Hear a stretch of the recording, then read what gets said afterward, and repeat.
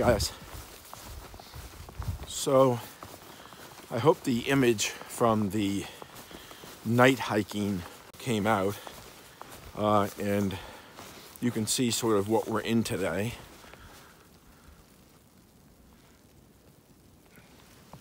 Weather predicted 1 to 3 last night, 3 to 5 today. I would say that's about spot on. Probably had 2.5 or so last night. I was in my tent because the shelter was packed. It was also a small shelter, only holds 6. Tent, did great at Big Agnes Copper Spur. HVUL2 is a great tent. No fault of the tent. It was a nightmare, of course, taking down. Putting up in the rain, I do the best I can. I try to put the tarp up. Really what I need to do is to purchase the ground sheet, because that would allow me to put the tarp up and have it in the proper position, and then before I put the tent underneath it to keep it dry. But I've got the makeshift. I showed you in some video way back. I've got sort of a makeshift deal, hack, and it did okay. It kept the tent dry putting it up, but it is sort of awkward. Taking it down, again, same situation, because with just the tarp and the poles, of course, it wants to collapse.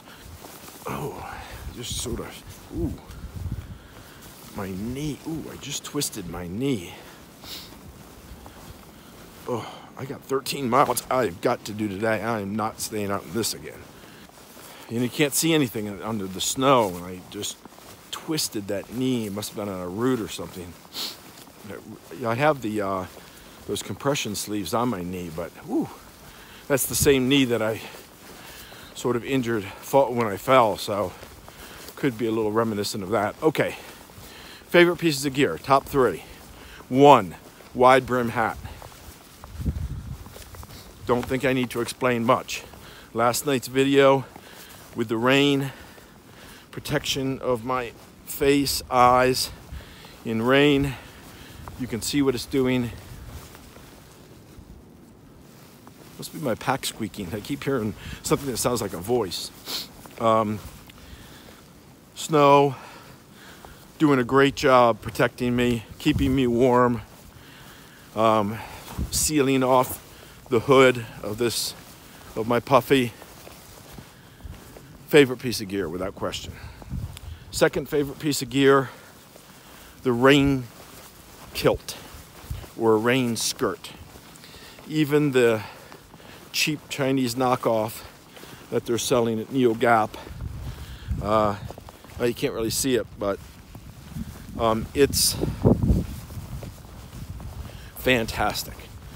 Probably the whole through hike, but I can only speak to what I've experienced, which is the winter through hike. It's all about heat management.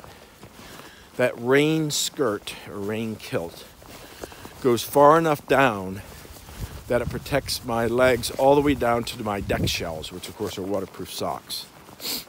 So my legs are dry, so I have the waterproof protection.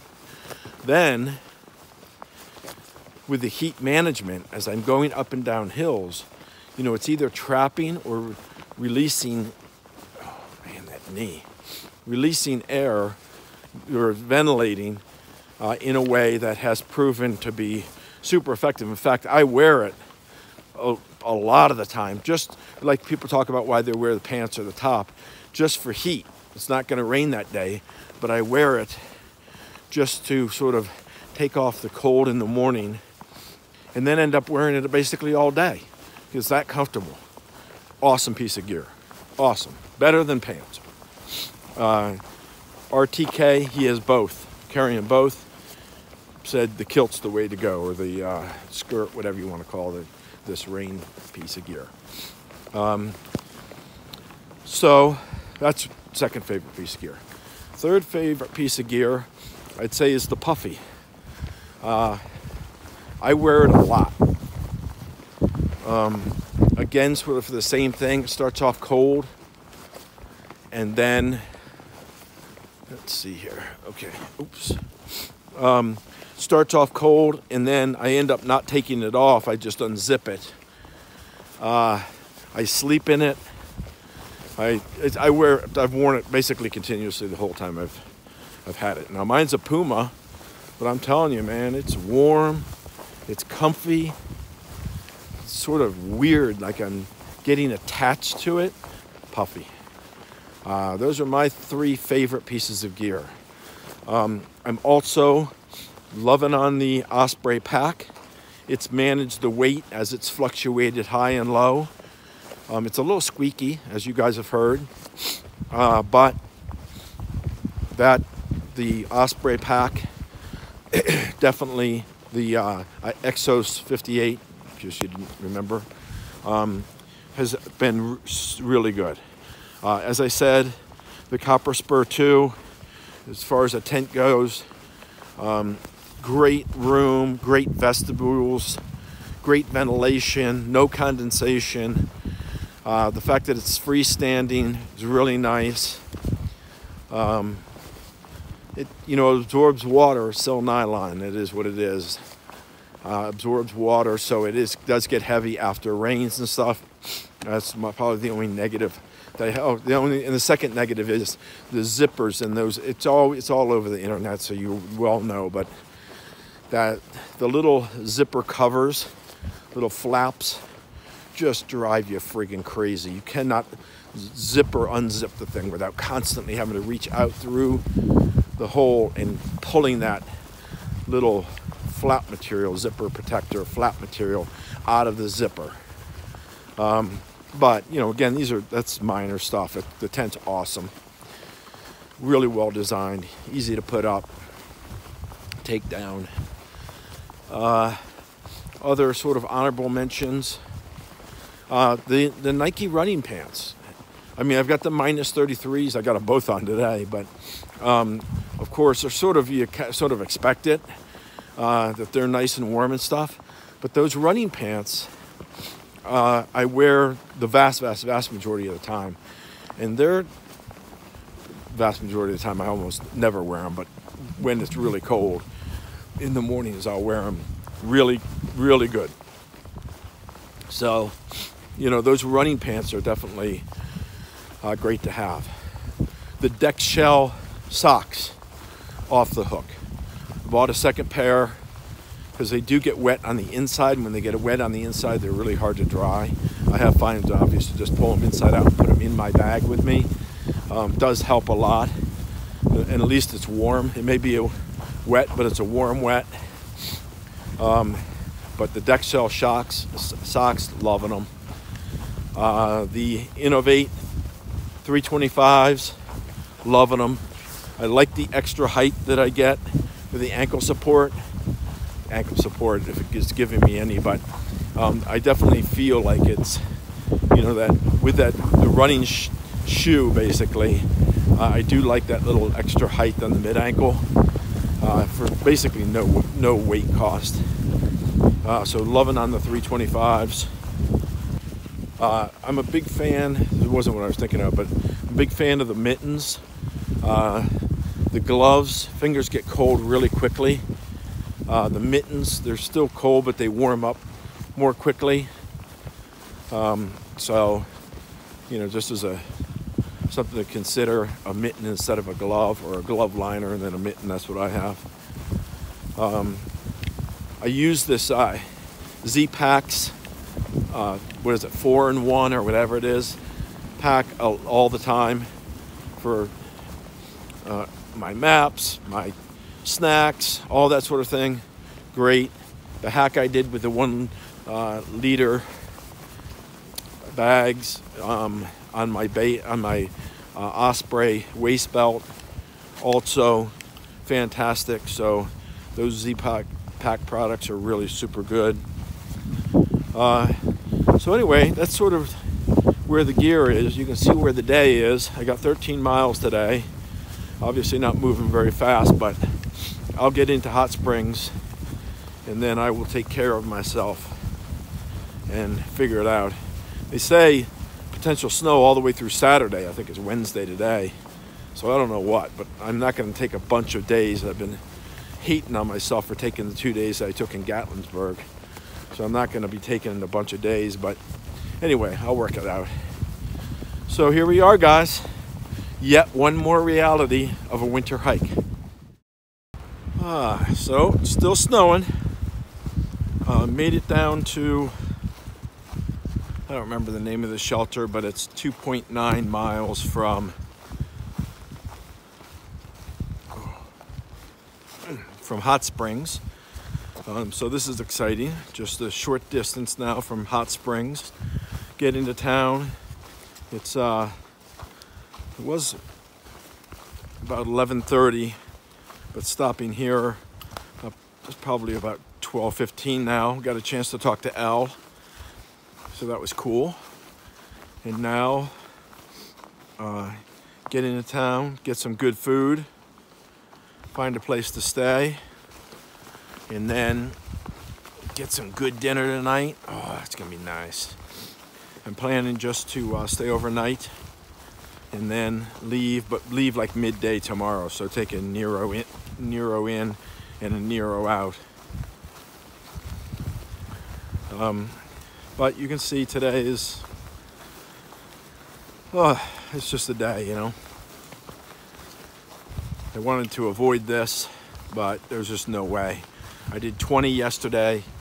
I really did 20 the day before, but you know I did 18 plus 2 Blue Blaze miles. I just couldn't do any more than that. There was no way. When I got to the shelter last night, there were like 10 people. It's a tiny shelter, 6-person shelter. And tiny shelter. Bait Bolt was there again.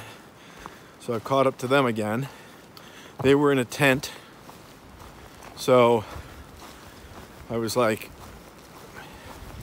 all right, I'll just tent basically along with them. But when I got up this morning, as you guys well know, one of the guys was leaving, so I went with him. We did that night hike for an hour and 15 minutes or so, hour and 20 minutes or so. And then total, before we got down low enough in elevation for it to significantly impact the totals, we were probably at 5 inches hiking, I would guess. And so it was okay, you know. My trail runners are working pretty well. I really like the gaiters. That helps just the stuff, stop everything from dumping down. I hope I'm going on the right trail. Yeah, I am. So anyway, same condition, still snowing. I hope you're liking this little shot through here.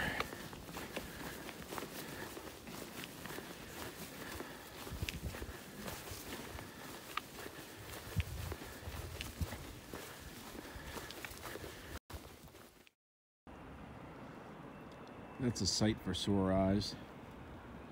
I hope you can see it.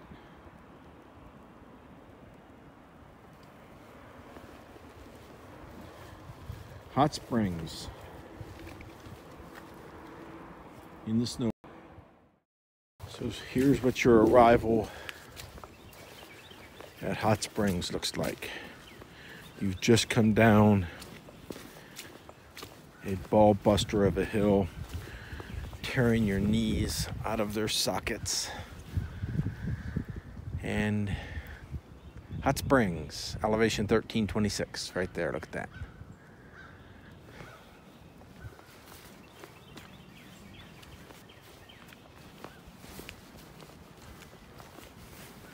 Oh, this is nice.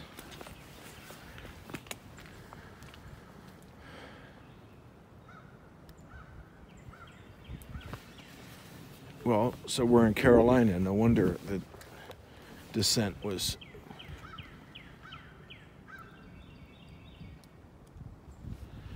the way it was. That explains a lot. Okay, I'll try to figure out where I am. Oh, and get back with. This is the Laughing Heart sort of complex in Hot Springs. That's the lodge that you're looking at. To the left, coming into view.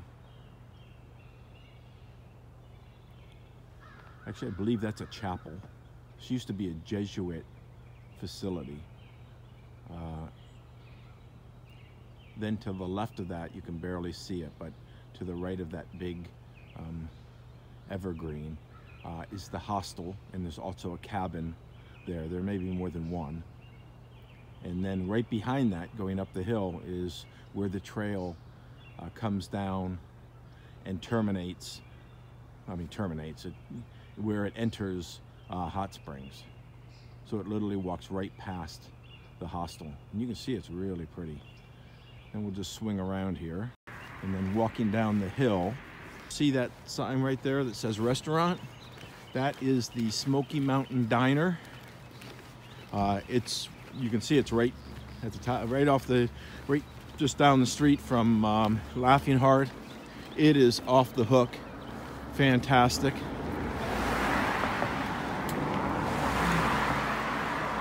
The waitresses in there, are just super personalities, and the food's really good. There's tons of it, and it is definitely probably the most popular of the restaurants here. So speaking of Laughing Heart, somebody had recommended to me to stay at the lodge instead of the hostel, and for me, yeah, the lodge was definitely the way to go. There aren't that many rooms, but you got your private space. It's not really great for a hiker because it's a bed and breakfast, and so it's nice, and you feel a little bad. You don't want to put all your stuff on the furniture and everything because it's nice. It's really nice, but it is your private space. The people there are great. I guess they probably do some sort of breakfast in the morning. I don't know. I don't think it's included. It's $115 a night, which by our hiker standards is a lot for a hiker location, but for like a regular motel or hotel that you would spend anywhere in America, $115 is actually pretty reasonable. So it's it's kind of how you look at it, but my personal view is the lodge was great. The only thing about the entire Laughing Heart facility, though, is as far as the one thing that was sort of an annoyance is the Wi-Fi is really bad, and so the contrast to that is the Wi-Fi at the public library here is the fastest I think I've ever experienced anywhere. I was able to upload a 20-minute video literally in like 5 minutes. Normally, even at home, a 20-minute video would take between 45 minutes and an hour and something. So the public library here, and they're super friendly to hikers. Lots of hikers always in there. This isn't much of a view, but I'm just showing you as I walk down to the same way that you're going to walk down here to the Smoky Mountain Diner. And also you're going to see the Dollar General here. Dollar General's well stocked. It's basically designed for hikers. I mean, obviously the locals are using it too, but it definitely is. You can see that it has all of those things that we normally buy as far as resupply. So anyway, Hot Springs I think is rated as some folks' favorite town. I think it definitely is my favorite so far. I did go to the Hot Springs also. That's $25. I think originally they used to have, or I had heard at least, that they did like half off for hikers. I'm not sure if they do or don't do that. Maybe there's a time of year, time of day, time of the week or something. It's $25. That's what I found. And then, yeah, so here's the restaurant. And so then it's real nice. They also have a massage there as well as up at the Laughing Heart. If you're interested there, I think it's $70 for an hour. So the facilities are all here for the hikers. This is a great town for us. So that's where we are. And the AT comes right through town. So if you just go from walking behind me, I'll walk right out of town, continuing on the trail.